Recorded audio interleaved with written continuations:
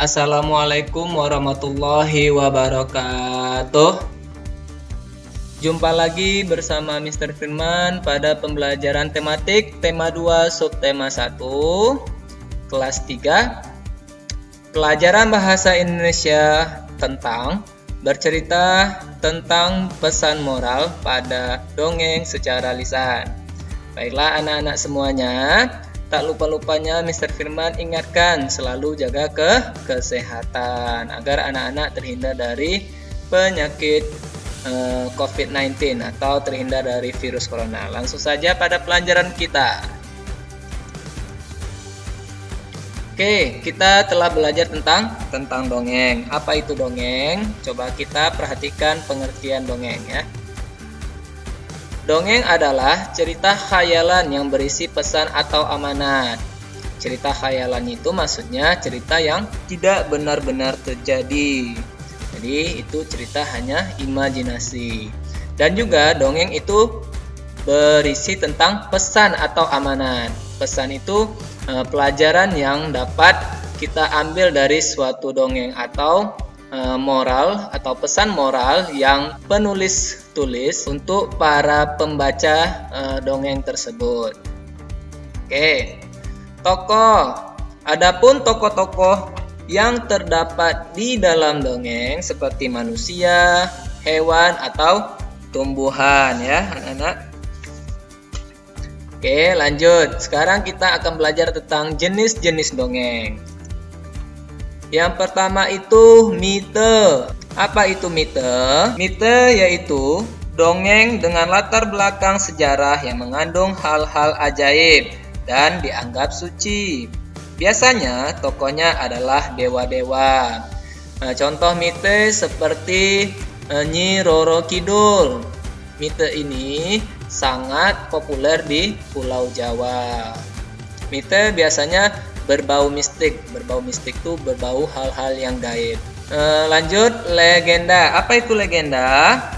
Legenda yaitu dongeng mengenai peristiwa sejarah suatu nama daerah atau asal-usul daerah. Contohnya asal-usul Danau Toba atau asal-usul Gunung Tangkuban Perahu yang ada di Pulau Jawa.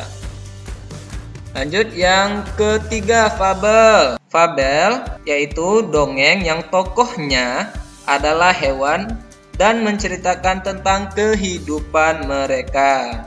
Jadi fabel itu tokoh-tokohnya pada umumnya hewan, bisa juga tumbuhan. Tapi umumnya fabel itu tokohnya adalah hewan. Hikayat. Apa yang dimaksud dengan hikayat? Hikayat adalah dongeng yang menceritakan kehebatan atau kepahlawanan seseorang. Hikayat si miskin atau hikayat Abu Nawas. Anak-anak bisa browsing di internet untuk contoh-contoh dongeng yang berupa hikayat. Lanjut, parabel. Parabel yaitu dongeng yang menggunakan perumpamaan untuk menyampaikan pesan moral. Biasanya kalau fabel itu tokohnya hewan, kalau parabel itu tokohnya umumnya manusia. Contohnya hakim yang adil ya. Contoh dari cerita parabel itu adalah hakim yang adil. Lanjut, unsur-unsur dongeng. Apa-apa saja unsur-unsur dongeng? Yang pertama itu tokoh. Tokoh adalah para pelaku dalam dongeng. Berarti siapa saja yang berperan di dalam dongeng itu disebut tokoh. Yang kedua, latar, yaitu tempat, waktu atau suasana dalam dongeng. Mungkin tempatnya di hutan atau di rumah. Waktunya bisa jadi malam, siang, suasananya boleh mungkin terik panas matahari atau cuacanya hujan. Itu merupakan latar suatu dongeng. Lanjut, watak tokoh atau sifat tokoh. Watak tokoh itu ada yang baik, ada tokoh yang buruk, atau ada tokoh yang jahat. Alur yaitu rangkaian peristiwa dalam dongeng. Contohnya cerita si kancil. Si kancil pergi mencari minum. lalu dia bertemu sama buaya. Nah, itu merupakan rangkaian peristiwa. Lanjut, pesan atau amanat. Pesan atau amanat yaitu pesan yang akan disampaikan penulis dongeng kepada pembaca. Jadi, dalam membaca dongeng, pembaca akan mendapatkan pesan dari suatu cerita dongeng tersebut. Ya, jadi pesan itu dapat kita amalkan pada kehidupan kita sehari-hari. Lanjut, mengenali karakter tokoh dalam dongeng. Ya, dalam dongeng itu ada tokoh baik dan ada tokoh yang jahat. Tokoh yang baik itu kita sebut dengan protagonis, ya. Tokoh yang jahat itu kita sebut antagonis, ya. Protagonis itu seperti dia sabar, penyayang, itu termasuk ke dalam tokoh protagonis. Tapi kalau tokohnya iri hati, sering usil, itu tokohnya disebut dengan antagonis atau watak tokohnya antagonis. Lanjut, pengelompokan berikutnya. Tokoh itu terbagi dua, tokoh utama dan tokoh pendukung. Tokoh utama itu tokoh yang sering muncul pada suatu cerita. Dari awal sampai akhir dia selalu muncul dalam cerita tersebut. Kalau tokoh pendukung itu tokoh yang sesekali saja muncul dalam suatu cerita. Misalnya cerita Si Kancil dan Buaya. Berarti dari awal cerita sampai akhir cerita itu menceritakan tentang Si Kancil dan Buaya. Lanjut, cara menentukan tokoh pada suatu dongeng. Caranya yaitu 1. Disampaikan secara langsung oleh pembuat dongeng. Mungkin seperti ini. Suatu hari hiduplah seekor semut. Berarti si penulisnya langsung menyebutkan siapa tokohnya begitu. Lanjut, nomor 2, melalui percakapan antara tokoh, mungkin percakapan antara burung gagak dan zebra. Melalui itu kita sudah tahu tokohnya burung gagak dan burung zebra. Lanjut, nomor 3, disampaikan oleh tokoh lain. Mungkin si zebra ngomongnya sama gagak dan dia bilang si monyet itu dia memakan pisang saya. Nah, berarti monyet merupakan tokoh dalam cerita juga gitu ya. Lanjut, nomor 4, pendapat tokoh lain. Menemukan pesan dari teks dongeng. Di dalam dongeng terdapat pesan yang dapat diperoleh oleh pembaca. Cara menemukan pesan dari suatu teks dongeng adalah yang pertama, kita membaca dan menyimak dongeng dengan cermat. Berarti kita baca dari awal sampai akhir dengan seksama. Yang kedua, mencatat watak tokoh, baik tokoh yang baik atau tokoh yang buruk. Latar dongengnya di mana? Latar itu tempat kejadian di mana? Mungkin di rumah, di sekolah, atau di hutan, ya. Dan peristiwa penting dalam dongeng tersebut. Mungkin ada perkelahian atau persahabatan. Dari sana nanti kita dapat menemukan pesan-pesan yang akan disampaikan oleh pendongeng atau penulis. Yang ketiga, setelah menyimak dongeng, kita dapat menceritakan ulang dongeng tersebut. Berarti kalau anak-anak sudah paham tentang cerita tersebut dan telah mencatat watak tokoh, latar dongeng, dan peristiwa penting dalam dongeng tersebut, anak-anak sudah bisa menceritakan ulang dongeng tersebut. Dari ketiga cara ini, maka anak-anak dapat menentukan atau dapat menemukan pesan dari teks dongeng tersebut. Mister ada suatu cerita yang Mister ambil dari buku tematik. Pengarangnya adalah Aesop, ya. Judulnya tentang pengembara dan sebuah pohon. Dua orang pengembara berjalan di sepanjang jalan yang berdebu dan tandus di hari yang sangat panas. Tak lama kemudian mereka menemukan sebuah pohon besar. Dengan gembira, Keduanya lalu berteduh dari teriknya sinar matahari di bawah naungan daun-daun pohon besar yang lebat. Saat beristirahat, mereka melihat ke atas pohon.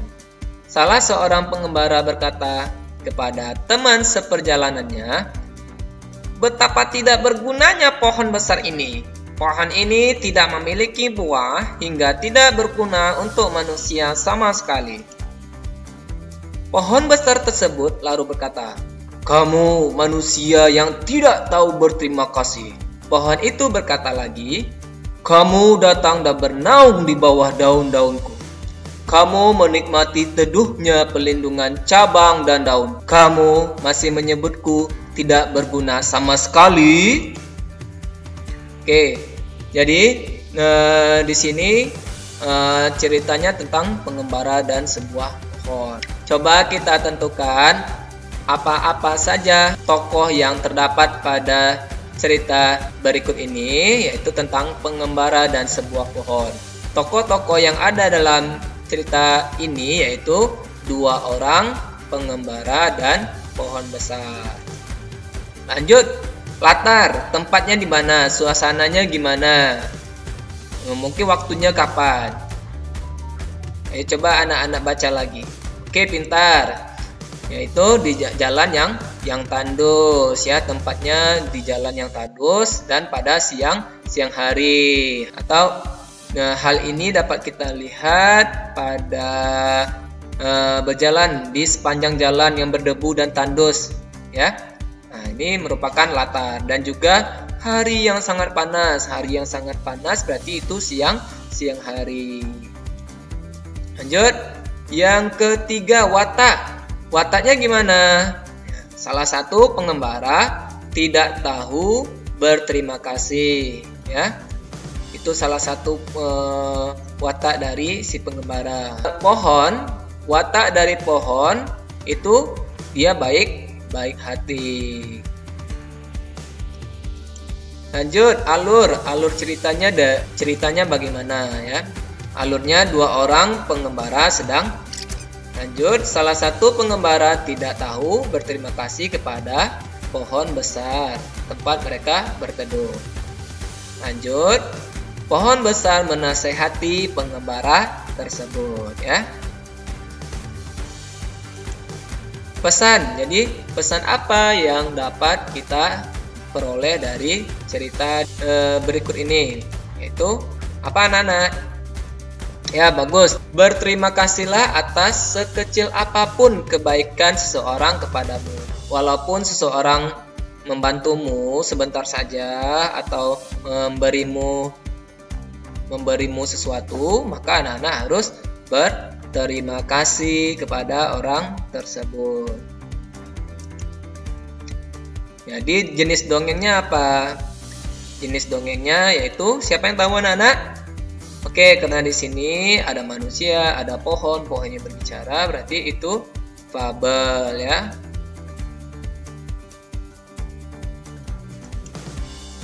Oke, lanjut pertanyaan refleksi.